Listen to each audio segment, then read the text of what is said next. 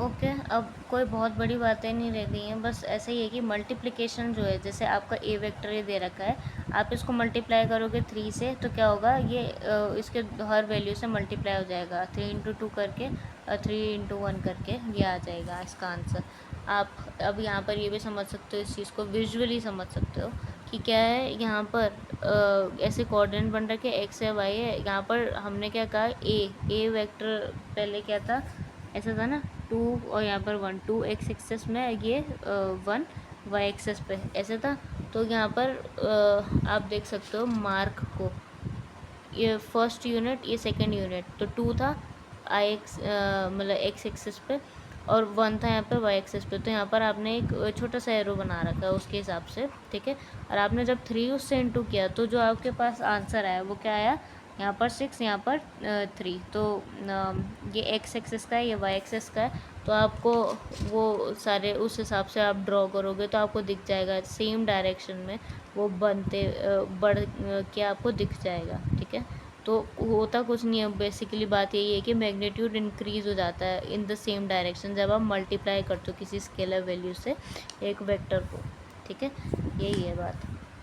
और यहाँ पर एक माइनस के साथ भी हम देख लेते हैं चीज़ को।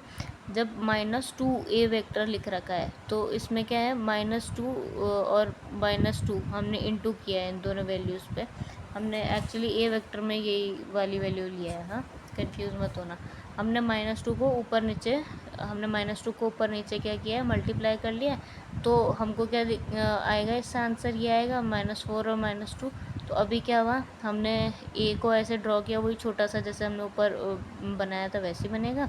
और ये जो -2 इंटू करके ये जो ये आया है ना -4 और ये, तो हम इसको बना देंगे। -4 क्या है, अब नेगेटिव एक्सिस, ये सबको पता होगा ना कि ये पॉजिटिव एक्स एक्सिस की ये वाली साइड होती है और नेगेटिव एक्स एक्सिस की ये वाली साइड होती है। यहाँ बीच पे 0 होता है। तो जैसे नंबर्स होते हैं ना, यहाँ पर -1 मानते हैं, -2 -3 -4 ऐसे करके मानते हैं। यहाँ पर 1 2 3 4 ऐसे करके मानते हैं पॉजिटिव के नंबर।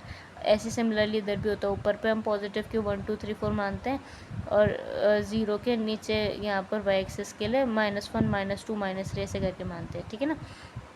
तो हमने -4 को कैसे किया, एक्स एक्सिस का ना, तो 1 2 3 4 -4 की जगह, और -2 के लिए 1 2 -2 की जगह यहाँ पर हमने इसको बना दिया।